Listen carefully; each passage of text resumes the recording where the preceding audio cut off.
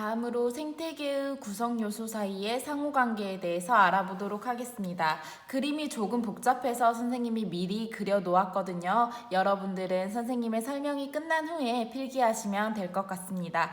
자, 지난 영상에서 말씀드렸다시피 생태계는 크게 비생물적 요인과 생물적 요인으로 나눌 수 있습니다.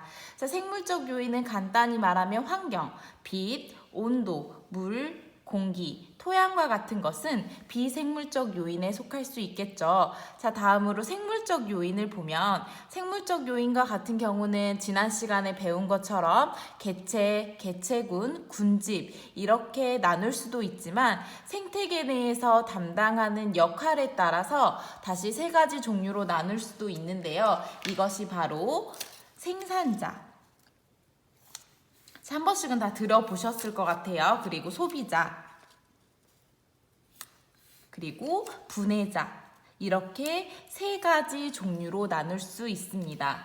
자, 가장 먼저 생산자에 대해서 알아보도록 하겠습니다. 자, 생산자 같은 경우에는 무기물로부터 유기물을 만들어낼 수 있는 생명체들을 말합니다. 조금 더 쉽게 풀이해 보자면 생명체가 아닌 물질에서 생명체를 구성하는 물질을 스스로 만들어낼 수 있는 것, 스스로 합성할 수 있는 생명체들이 생산자에 속합니다. 자, 이렇게 말하면 가장 먼저 생각나는 게 바로 식물입니다. 그렇죠? 식물은 광합성을 통해서 스스로 포도당을 만들어낼 수 있기 때문에 식물은 생산자에 속합니다. 또한 광합성을 할 수 있는 조류,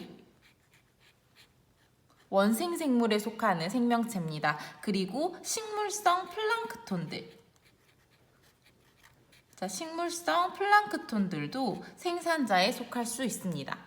자, 다음으로 소비자입니다. 자, 소비자는 생산자와는 다르게 스스로 유기물을 만들어낼 수 없습니다. 그렇기 때문에 유기물을 반드시 어떻게 해야 되냐? 먹어야 됩니다. 자, 그래서 유기물을 섭취해야 돼요. 자, 대부분의 동물들은 바로 소비자에 속하게 되겠죠. 그래서 먹이사슬의 위치에 따라서 1차 소비자, 2차 소비자, 3차 소비자 이런 식으로 나눌 수가 있습니다. 자, 그리고 마지막으로 분해자입니다. 자, 분해자 같은 경우는 생산자나 소비자가 배설한 배설물이라든가 자, 사체 같은 것을 분해해서 즉 유기물을 다시 무기물로 분해하는 과정에서 에너지를 얻는 생명체를 우리는 분해자라고 합니다. 자, 대표적인 사례로 세균, 곰팡이,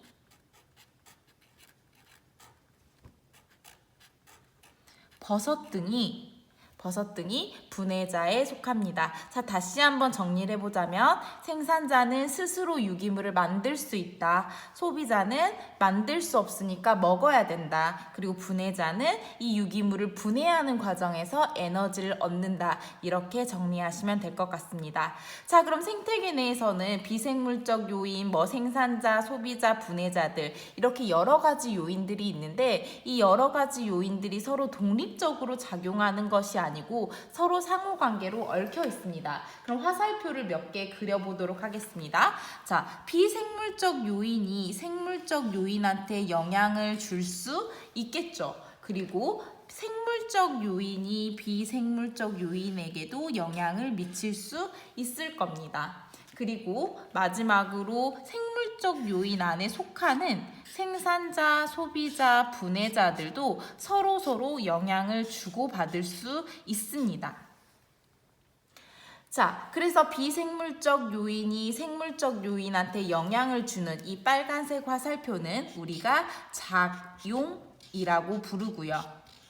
자, 그리고 생물적 요인이 비생물적 요인에게 영향을 미치는 것을 반작용이라고 부릅니다. 자, 마지막으로 생산자, 소비자, 분해자끼리 즉 생물적 요인 안에 속하는 아이들끼리 영향을 주고받는 것을 우리는 상호 작용이라고 부릅니다.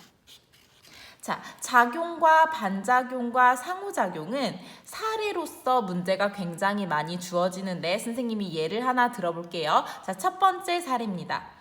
빛의 세기가 증가할수록 광합성량이 늘어난다.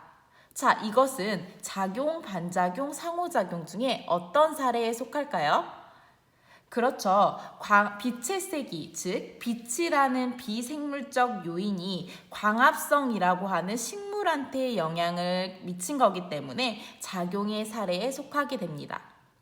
자, 두 번째 사례를 볼까요? 자, 두 번째 사례는 지렁이는 토양의 통기성을 높인다.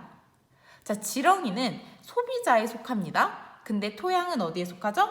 비생물적 요인에 속하죠? 그렇기 때문에 생물적 요인이 비생물적 요인에 영향을 끼치는 반작용의 사례로 볼 수 있습니다.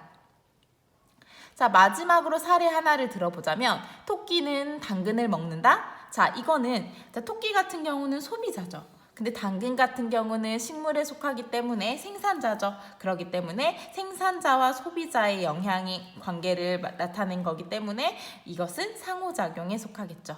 이런 식으로 특정 사례가 주어지고 작용이냐, 반작용이냐, 상호작용이냐를 묻는 문항이 자주 출제되고 있습니다. 하지만 사례를 읽어보면 그렇게 어렵지 않게 풀 수 있는 부분이라 충분히 해내실 수 있다고 생각하고요. 형성평가 문제를 통해서 우리 한번 확인해 보도록 하겠습니다.